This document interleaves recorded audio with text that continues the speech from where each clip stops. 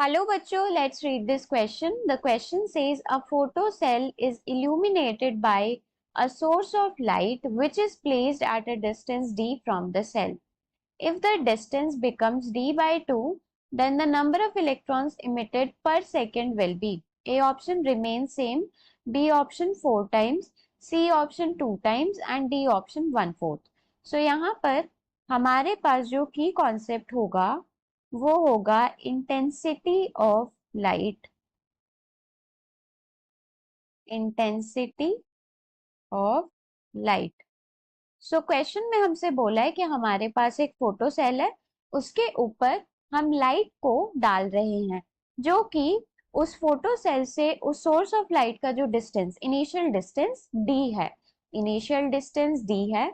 Finally हमने क्या करा, उस डिस्टेंस को आधा कर दिया।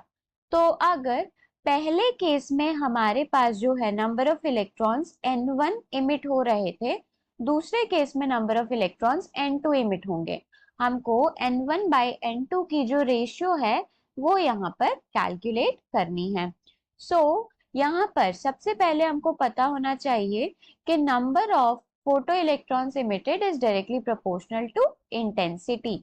सो यहाँ पर हमारे पास फर्स्ट केस में जो इंटेंसिटी होगी वो क्या होगी, हमारे पास E1 by A1 divided by T, energy per unit area per unit time.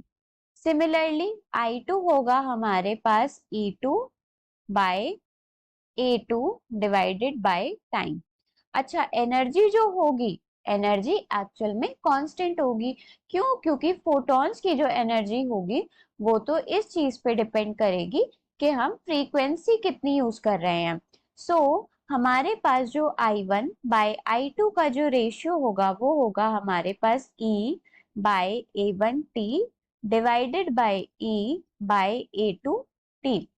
सो ये E से E कैंसिल हो गया, T से T कैंसिल हो गया। सो I1 बाय I2 की जो रेशियो होगी वो आ जाएगी हमारे पास A2 divided bye A1।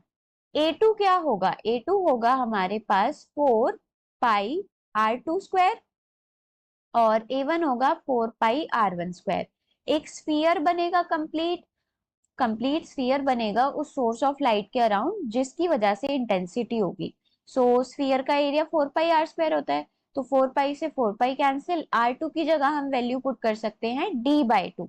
So D by 2 का square means D square by 4 divided by R1 D। So D square से D स्क्वायर कैंसिल हो जाएगा, हमारे पास I1 बाय I2 की वैल्यू क्या आएगी, I1 बाय I2 की वैल्यू आएगी हमारे पास 1/4। यही हमारे पास number of electrons falling per unit की रेशियो भी होगी। क्यों?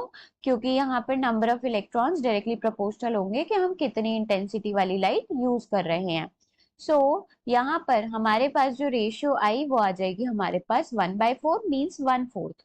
सो यहाँ पे हमारे पास डी ऑप्शन करेक्ट ऑप्शन हो जाएगा। So here D option is right. Hope you understood it well. Best of luck.